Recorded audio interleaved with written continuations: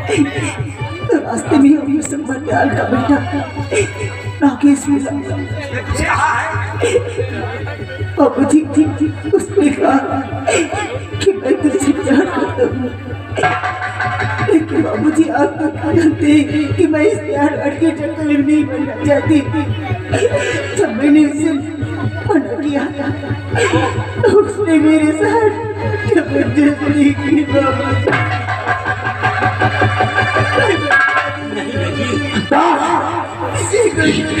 अगर वो शराब ना दे, अगर होता क्या है तो उस नागेश्वर को इस दुनिया से मिटा दूंगा, वो जीवित नहीं छोड़ूंगा।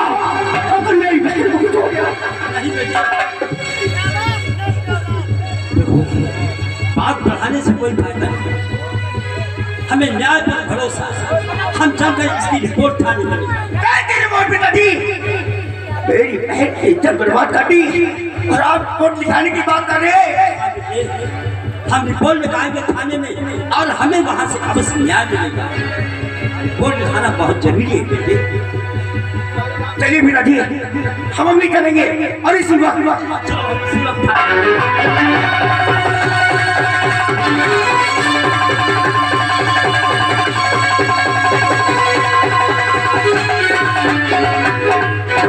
यार शुक्ला जी।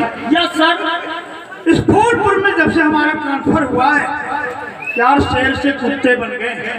यह बात तो बिल्कुल सही है, लेकिन तंदुरुस्ती तो बन जा रहे हैं। हाँ ये बात तो है। वैसे नेता बिशंबर दयाल ऐसा आदमी है कि उसके सामने कुत्ता बन जाओ, उसके पैर को चाटो, उसके जूते को साफ करो, गड्डी मिलती है, एक बोतल शराब मिलती है, अपना तो काम चल जाता है यार। और मुर्गा उनका ऊपर से खड़ा हुआ था। ऊपर से खिलाता है। हाँ, मुर्गा दारू वगैरह वगैरह तो खिलाता है, लेकिन बस सवाल ये है कि हम लोग उसके खिलाफ वोट नहीं सकते। हाँ, अगर इसी तरह इलेक्शन एक महीना बढ़ेगा तो और तंदुरुस्ती बढ़ जाएगी। अरे तो बढ़ने दो यार, हमारा तो काम चलता है। और तनख्वाह चाहे सरकार से मिले या बिशंबर दयाल से, अपना तो काम चलता है। रुपये में गड्डी मार छोड़िए। अरे हर बार अरे मास्टर साहब नमस्कार। नमस्कार। जरूरी काम भाई मास्टर साहब आप आए हैं तो जरूरी काम ही होगा। वैसे काम क्या है साहब? मैं रिपोर्ट लिखाने के लिए आया। मेरे साथ अन्याय हुआ, घोर अन्याय हुआ। आपको किसी ने कुछ कह दिया है? नहीं, मुझे नहीं, बल्कि हमारी बेटी को कहा। बेटे को कहा? हाँ। अरे मास्टर साहब जरा जरा सी बात से हटाओ, क्या किसी के खिलाफ क्या रिपोर्ट करते हो? अरे जब से हम लोग आए हैं किसी के खिलाफ कोई रिपोर्ट लिखनी ही नहीं पड़ती, कोई कार्यवाही तो करनी नहीं पड़ती, कार्यवाही भी करनी पड़ती तो किसी पे पूछ कर करो। साहब ये मेरी इज्जत का सवाल है। मैं गरीब हूँ लेकिन गलीज नहीं।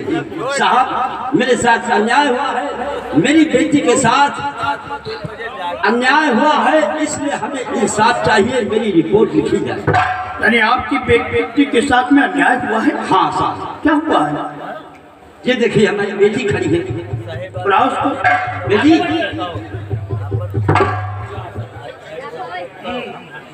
ये खुद बयान है। तो ये आपकी बेटी कहाँ गई थी आपकी बेटी?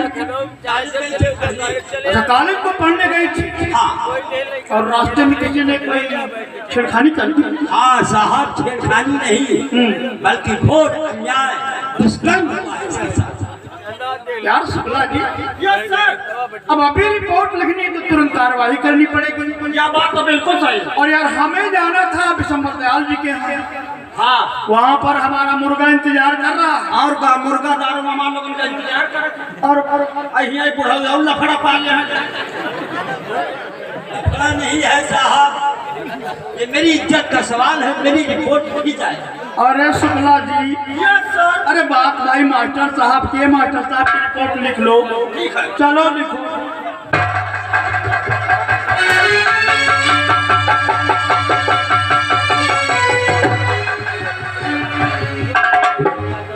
यानी आपके बेटी के साथ में दुष्कर्म हुआ है?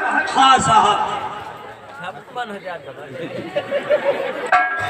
लेकिन सबसे पहले बताओ ये दुष्कर्म करने वाला कौन है? वो विधायक बिशंबर दयाल का बेटा क्या बात करते हैं? अरे वो तो बहुत सीधा साधा आदमी है, उसके बेटे ने इसके सामने कुछ किया है। हाँ साहब। मास्टर साहब क्या बात करते हैं? ऐसे नेक आदमी पर ऐसा इल्जाम लगाते हैं। वो आपकी नजरों में नेक है, लेकिन मेरी नजरों में नहीं। जो हुआ है मेरे साथ में वो साफ साफ बता रहा हूँ। शुक्ला जी यार रिपोर्ट लिखी तो फिर कार्यवाही करनी पड़ेगी। और क्या, इतना भला आदमी, इतना अच्छा आदमी, और ये साला बदतमीज उसके खिलाफ रिपोर्ट लिखा है। अरे सारी बात छोड़ो यार, कार्यवाही कर सकते हैं, उसके साथ हम लोग कोई उल्टी सीधी बात भी नहीं कर सकते। और क्या, क्यों नहीं? वैसे आपकी बेटी कॉलेज गई है तो क्या हुआ? ये कॉलेज से पढ़कर वापस आई आ रही थी और रास्ते में दिसंबरलाल का बेटा नागेश से मिला और उसने इसे जबरिया छेड़छाड़ की और फिर उठा देगा, इसके साथ दुष्कर्म किया। मास्टर साहब आपकी इज्जत करता हूँ, लेकिन ये रिपोर्ट नहीं लिख सकते हैं। देखिए मुझ गरीब पर दया कीजिए। आपके कहने से कुछ नहीं होगा, हम जानते हैं। शुक्ला जी हमें तो मालूम हुआ है कि नेताजी इलेक्शन लड़ रहे हैं। आप उनके बराबर इलेक्शन लड़ रहे हैं। ये नेताजी मास्टर साहब थे, अब नेताजी हो गए। और फिर राजनीति में तो ये चक्कर चलता है। और क्या, क्यों नहीं? उनके बेटे के खिलाफ रेप का केस लगाओ और इलेक्शन जीत लो। तो ऐसी बात तो नहीं है। नहीं मास्टर साहब, ऐसी बात नहीं, बात तो ऐसी है। राजनीति अलग है, इज्जत का सवाल अलग है। कोई बात नहीं, हम लोग रिपोर्ट नहीं लिख सकते, आप दस करेंगे। साहब ऐसा मत कीजिए। हम क्या कह रहे हैं? पागल समझते हो? एक भले इंसान के खिलाफ रिपोर्ट दिखाने आए हो इसलिए कि इलेक्शन जीतना चाहते हो।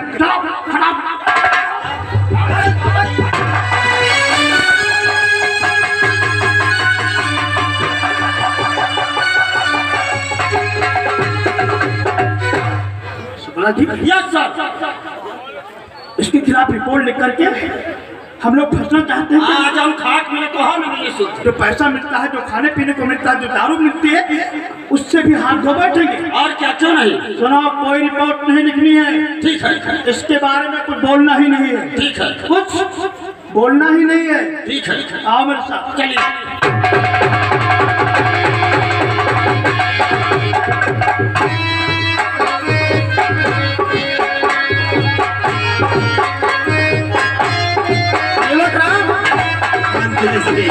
उत्सव मनाया जा रहा है। क्या कौन सा दिन है?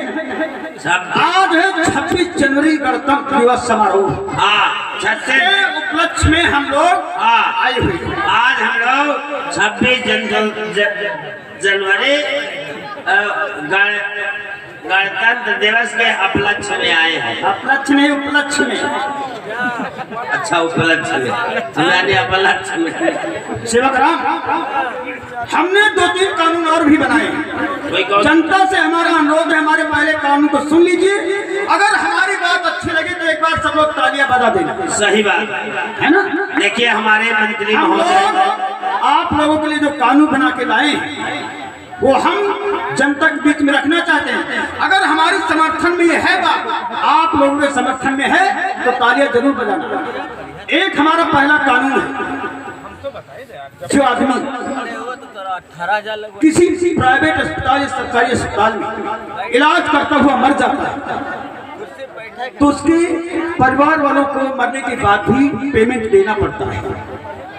लेकिन हमने कानून बनाया है कि मरने के बाद सबसे पहले उसका बिजली बिल माफ कर दिया जाएगा और उसके बाद अस्पताल को कोई चार्ज भी नहीं देना पड़ेगा। वो हमारी सरकार खुद निर्वाहन करेगी। इसका फायदा ये होगा कि अस्पताल वाले तुम्हारे मरीज को मरने नहीं देंगे और ज्यादा से ज्यादा केयर करेंगे, ज्यादा से ज्यादा उसकी देखभाल करेंगे कि अगर मरीज मर गया तो इस अस्पताल का बिल को भरे।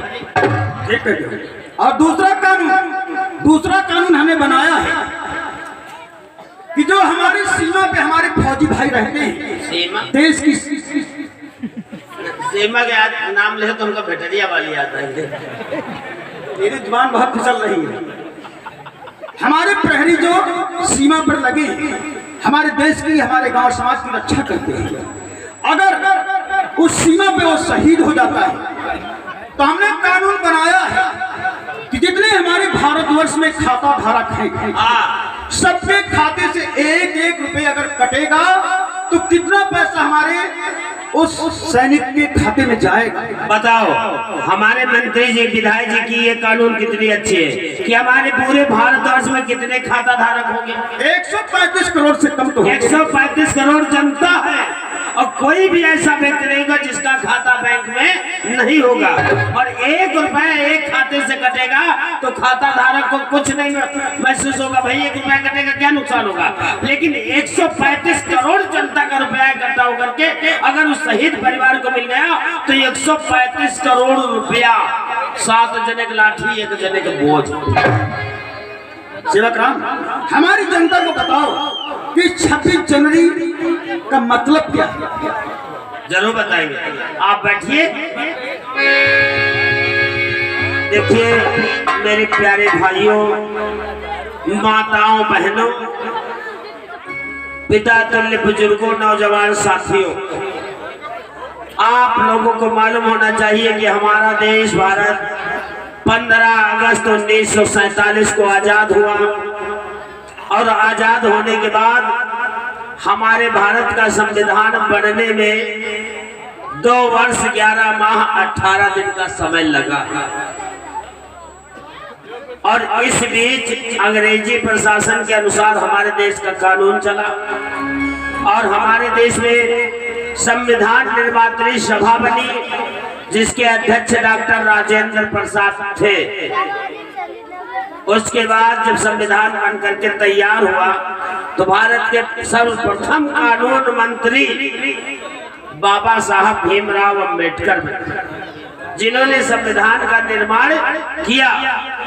और 26 जनवरी 1950 के दिन हमारे भारत देश पर हमारा अपना भारतीय संविधान लागू हुआ। तब से आज तक हम लोग इस 26 जनवरी के दिन राष्ट्रीय पर्व के रूप में, गणतंत्र दिवस के रूप में मनाते आए हैं। वो भी किस लिए कि हमारा भारत देश संपूर्ण प्रभुत्व संपन्न गणराज्य घोषित हो गया, और हमारा भारत देश आज आजाद है। आज हमारे भारत देश में बाबा साहब B.R. अम्बेडकर का लिखा हुआ संविधान चलता है, जिसके जरिए पुलिस व्यवस्था, न्याय व्यवस्था, स्वतंत्र न्यायपालिका सब कुछ है। लेकिन कुछ राजनीतिक दलों ने इसका हनन करना शुरू कर दिया, हमारे भारत देश के कानून को मिटाने की कोशिश कर रहे हैं। लेकिन ऐसा होगा नहीं, लेकिन जब तक लोग जागेंगे बहुत देर हो जाएगी। इसलिए अपने देश के कानून के लिए लड़ना है। और हमारा भारत देश 26 जनवरी का त्योहार इसीलिए मनाया जाता है क्योंकि इसी दिन हमारा भारत देश संपूर्ण स्वराज्य घोषित हुआ था। आजादी 1947 में जरूर मिल गई थी, लेकिन संपूर्ण आजादी 26 जनवरी 1950 को मिली। हमारे प्रथम प्रधानमंत्री पंडित जवाहरलाल नेहरू थे, और हमारे प्रथम राष्ट्रपति डॉक्टर राजेंद्र प्रसाद थे। जो लोग IAS की तैयारी कर रहे हैं, हमारे इन बातों को ध्यान दीजिएगा, सवाल पूछे जाते हैं। प्रथम राष्ट्रपति कौन थे? डॉक्टर राजेंद्र प्रसाद थे। भारत के प्रथम प्रधानमंत्री कौन थे? पंडित जवाहरलाल नेहरू थे। प्रथम कानून मंत्री कौन थे? डॉक्टर बाबा साहब भीमराव अम्बेडकर थे। इन सवालों को याद रखिएगा। और हमारे ये मंत्री, हमारे ये विधायक जी आप लोगों के लिए क्या करेंगे, हम आपके मध्य गीत के माध्यम से ये बात रखते हैं कि श्रीमान आपका, श्रीमान आपका जब ओट ये पाएंगे, श्रीमान आपका जब ओट ये पाएंगे, और चावल कोई किया नहीं करके दिखाएंगे, चावल कोई किया नहीं करके दिखाएंगे।